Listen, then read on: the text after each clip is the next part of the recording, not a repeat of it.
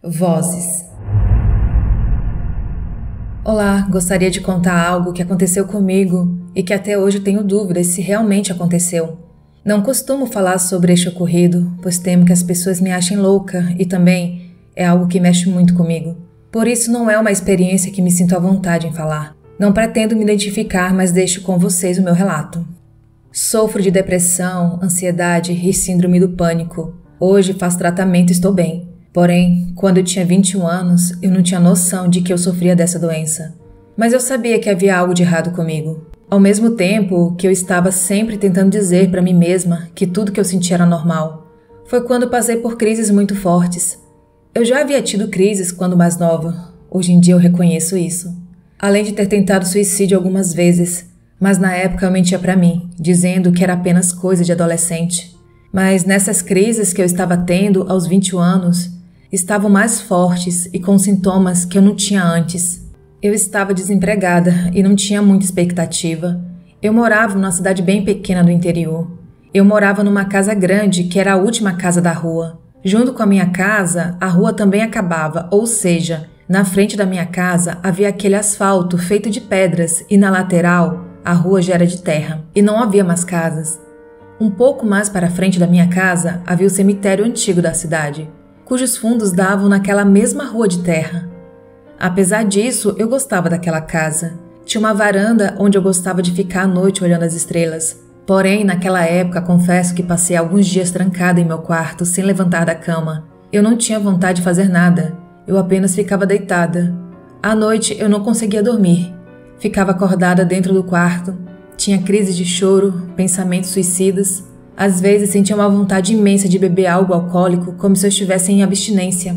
O que era muito estranho, porque eu nunca havia bebido nada alcoólico antes. Eu não tinha paciência com nada nem ninguém. Não queria fazer nada, nem as coisas que eu gostava de fazer. E eu sabia que isso não era normal e que eu não costumava ser assim.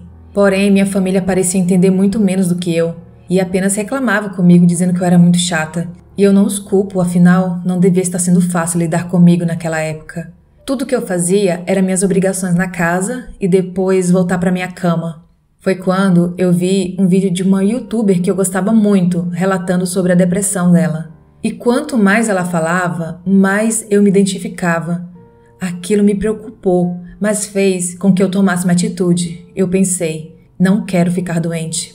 Então tomei forças e comecei a agir. Fazia coisas dentro de casa, comecei a sair com mais frequência para procurar emprego, comecei a me arrumar mais. Falando assim, parece simples e fácil, mas não foi. Eu buscava me conter e focar nos meus planos, pois estabeleci pequenas metas que eu sentia que estavam ao meu alcance, coisas muito simples. Neste período comecei a me envolver bastante nas atividades da igreja que faço parte. Até fui chamada para dar aulas aos jovens durante a semana. Eu buscava ocupar minha mente com coisas positivas ao máximo que eu pudesse. Acordar cedo, procurar emprego, servir na igreja, ver meus amigos e sair com eles. Até comecei a namorar um rapaz que mora nos Estados Unidos, que eu conheci enquanto ele morava no Brasil. Pediu para namorar comigo. Disse que gostava muito de mim e que queria voltar ao Brasil para me ver. Eu aceitei, mesmo relutante, pois apesar de gostar muito dele como amigo, não sabia se eu tinha outros sentimentos por ele. Mas como ele era muito legal e um bom rapaz, eu aceitei. Apesar de tudo parecer perfeito, as crises não pararam. Muitas vezes eu voltava da igreja à noite sozinha, me controlando, pois a minha vontade era de me atirar na frente dos carros que passavam. Eu não estava bem, meu humor oscilava. Eu lutava muito para levantar da cama. Tinha pensamentos invasivos que me deixavam muito mal.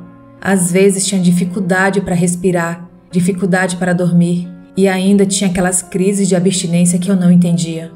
Eu tentava explicar para o rapaz que eu namorava que eu não estava bem. Tentava explicar a ele sobre os meus sentimentos e pensamentos ruins, mas ele parecia não entender. Isso não me acalmava, pois sentia que estar com ele não me faria sentir melhor. Às vezes nem tinha vontade de falar com ele. Isso fez com que discutíssemos bastante e eu pensava muito em terminar com ele. Eu me sentia sozinha, mesmo quando estava entre amigos e família. Numa noite comecei a me sentir mal, aqueles pensamentos não paravam e eu comecei a ter uma crise de choro. Eu não estava conseguindo me acalmar e já estava bem tarde e eu não conseguia dormir.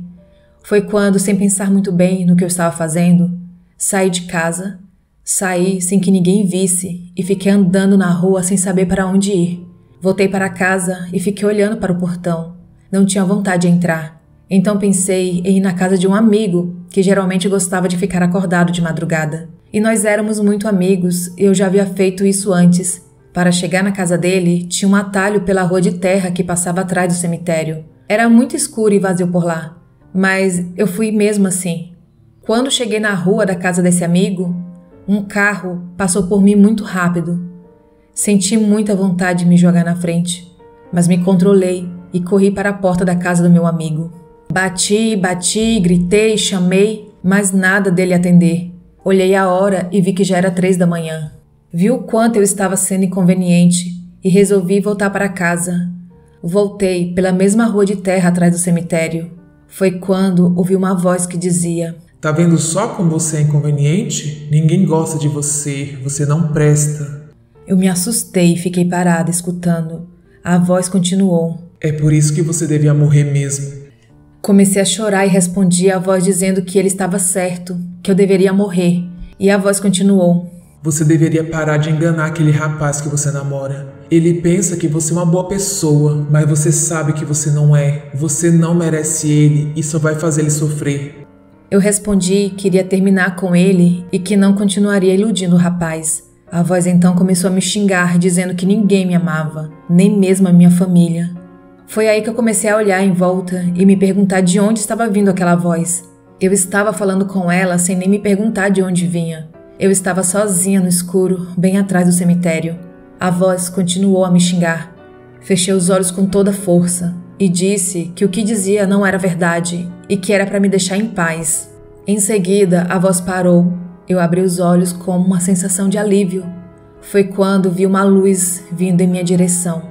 Um carro veio para cima de mim e eu rapidamente corri para longe. O carro também tentou desviar, buzinando muito, e seguiu. Fiquei em choque.